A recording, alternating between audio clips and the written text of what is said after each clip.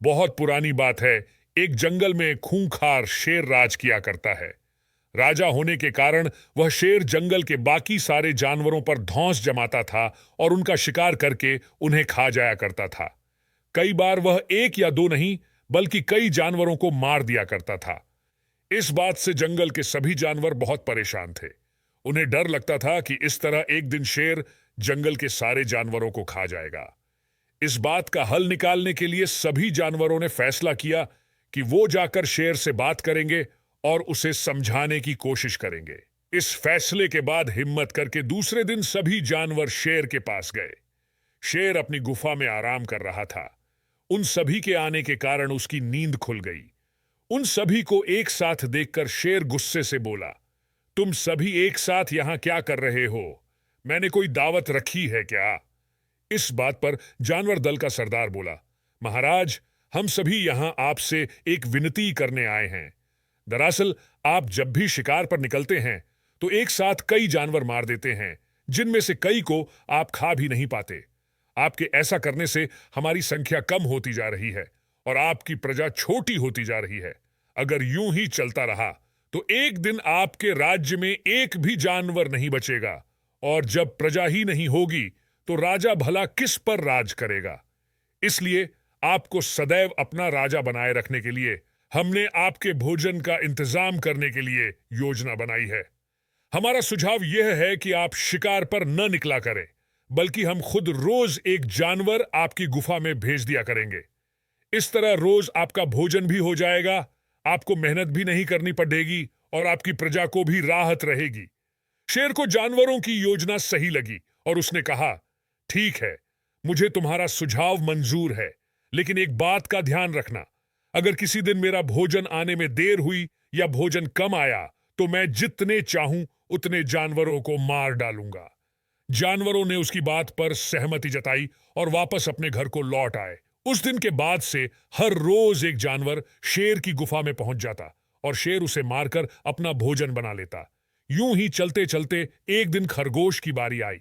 वह बहुत छोटा था, लेकिन चतुर भी था। उसने सोचा कि रोज शेर के हाथों एक जानवर मारा जाता है। यह तो गलत है। इस परेशानी का समाधान करने के लिए कोई चाल चलनी पड़ेगी। तभी उसके दिमाग में एक आइडिया आया। वह धीरे धीरे घूमता फिरता शेर की गुफा तक पहुंचा। वहां पहुंचकर उसने देखा कि शेर गुस्से से आग बबूला हो रखा है।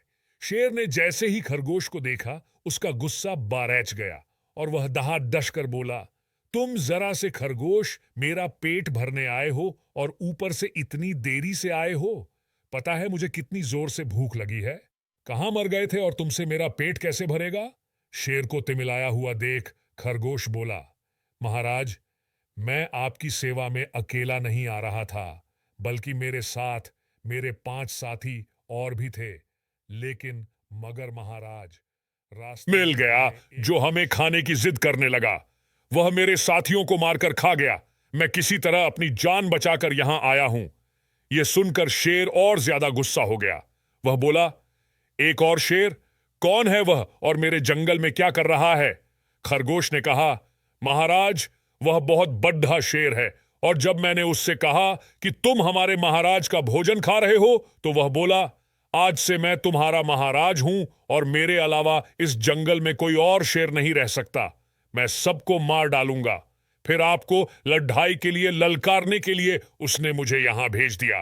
दूसरे शेर को देखने के लिए जैसे ही शेर ने कुएं में झांका तो उसे अपनी परछाई दिखी और उसने समझा कि वह दूसरा शेर है। इसके बाद उसने दूसरे शेर को ललकारने के लिए जब दहाड़ मारी तो उसी की दहाड़ गूंजकर उसे सुनाई दी, लेकिन उसे लगा कि वह दूसरा शेर भी उसे ललकार रहा है। अच्छा, ऐसी बात है तो मैं भी तो देखूं कि ये कौन शेर है तो जो मेरे जंगल में आकर मुझे ही ललकार रहा है। ले चलो मुझे उसके पास। शेर ने गरज कर बोला और खरगोश के साथ चल दिया। खरगोश उसे जंगल के बीच मौजूद एक कुएं के पास ले गया और बोला, महाराज, वो इस गड्ढे के नीचे गुफा में रहता है। आपको आता देख शायद वह अंदर घुस गया। बस इतने में शेर को गुस्सा आया और उसने कुएं में छलांग लगा दी। छलांग लगाते ही शेर कुएं की दीवार से टकराया और पानी में गिरकर मर गया। ये खबर जब जंगल के बाकी जानवरों को मिली तो सारे बहुत खुश हुए और खरगोश की जय जयकार करने लगे। कहानी से सीख। बच्चों, इस कहानी से हमें यह सीख मिलती है कि मुश्किल से मुश्किल परिस्थिति में भी दिमाग शांत रखने से हर कठिनाई को आसानी से सुलझाया जा सकता है। कहानी को लिखने वाला और आपके सामने प्रस्तुत करने वाला आपका बंटी वर्मा।